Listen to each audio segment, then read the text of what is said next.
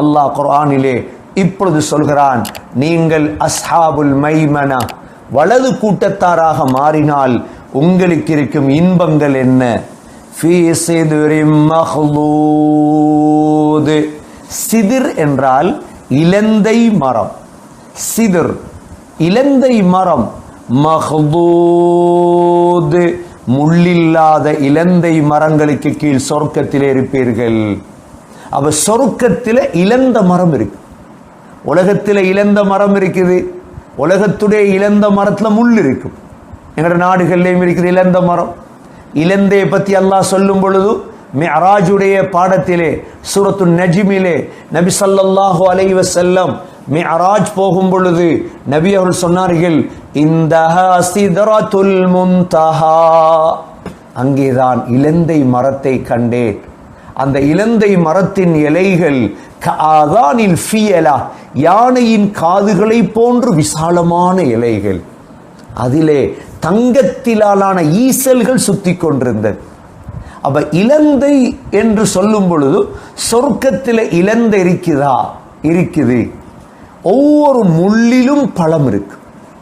உலகத்தில் தான் முள்ளு, அங்கு பழம் இருக்கும்.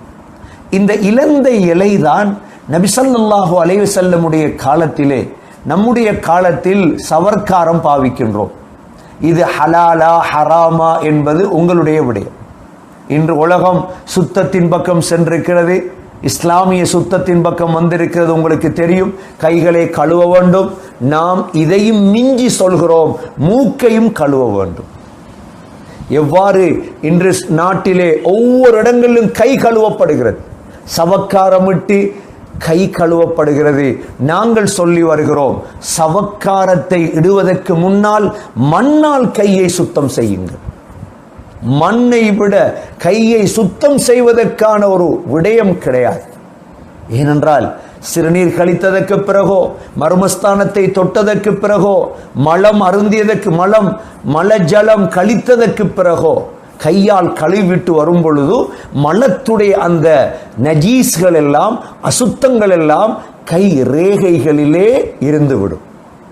இந்த கை ரேகைகளில், விரல் ரேகைகளில் இருக்கும் அசுத்தங்களை சவக்காரங்கள் போடுவதால் சுத்தமாகாது. அது சுத்தமாகுவது மண்ணை போட்டு சுத்தம் செய்ய வேண்டும். மண்ணை போட்டு கையை சுத்தம் செய்யுங்கள், பிறகு சவக்காரம் விடுங்கள். மூக்கை சுத்தம் செய்யுங்கள். ஏன்? அனைத்து கிருமிகளும் மூக்கினால் தான் செல்ல வேண்டும். மூக்கை இஸ்லாம் ஒரு நாளைக்கு 15 தடவை மூக்கை சுத்தம் செய்யும். ஃபஜ்ருக்கு சுபஹுக்கு எழும்பி 3 தடவை. ஹதீஸிலே சுன்னாவிலே இஸ்தின்ஷாக் வேறு, இஸ்தின்சார் வேறு. அப்படி என்றால் மூக்குக்கு தண்ணீரை இழுக்க வேண்டும், மேலுள்ள தண்ணீரை கீழே இழுக்க வேண்டும். விரலை போடுவதல்ல மூக்குக்குள். இதே போன்றுதான் இந்த சிதிர் என்ற இலை இருக்குது.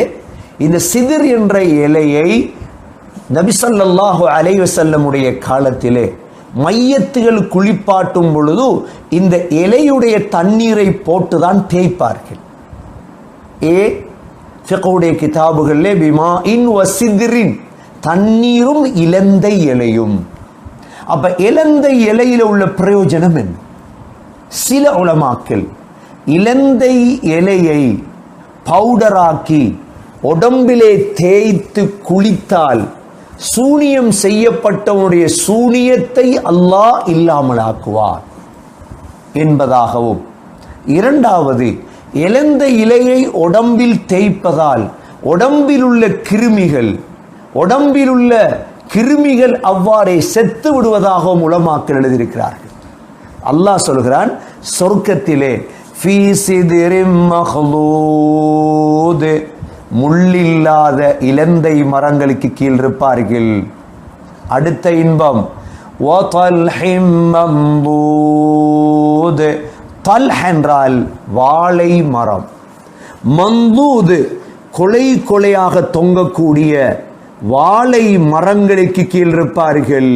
அப்ப சொர்க்கத்திலே இலந்தை பழம், இலந்தை மரம், இதே போல வாழை, கொலை கொலையாக தொங்கக்கூடிய வாழை மரங்களுக்கு கீழ் இருப்பார்கள். வதில்லிம் மம்தூத். தில் என்றால் நிழல், மம்தூத் என்றால் நிரந்தரமான நிழல். சொர்க்கத்திலே சூரியன் சந்திரன் கிடையாது. சூரியன் வந்துதான் மரத்துக்கு நிழல், இருட்டு வந்துதான் இல்லை. அது நிரந்தரமான ஒரு நிழல். அதனாலதான் சொர்க்கத்தை சகோதர சகோதரிகளே கற்பனை பண்ண முடியாது.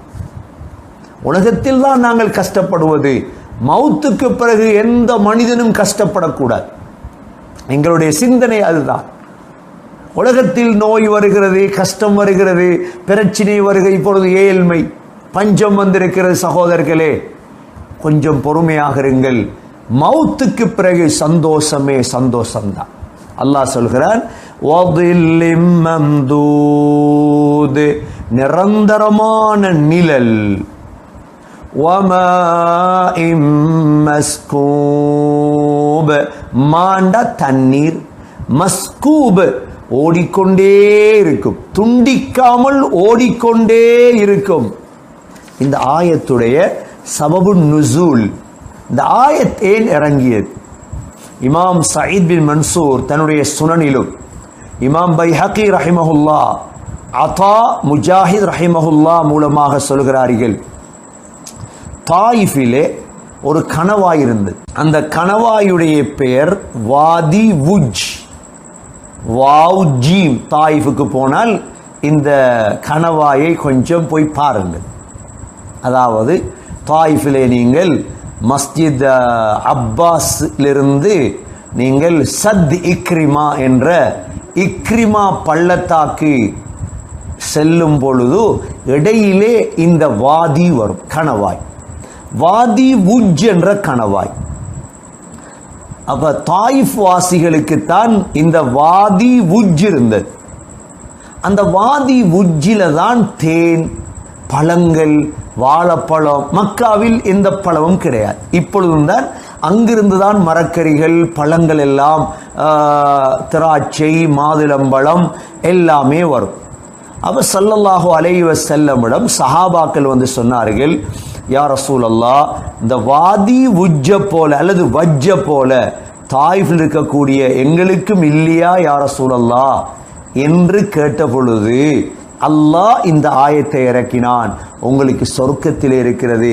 வஅஸ்ஹாபுல் யமீனி மா அஸ்ஹாபுல் யமீன் ஃபீ சித்ரின் மக்தூத் வதல்ஹின் மம்தூத் வظில்லின் மம்தூத் வமாஇன் மஸ்கூப்.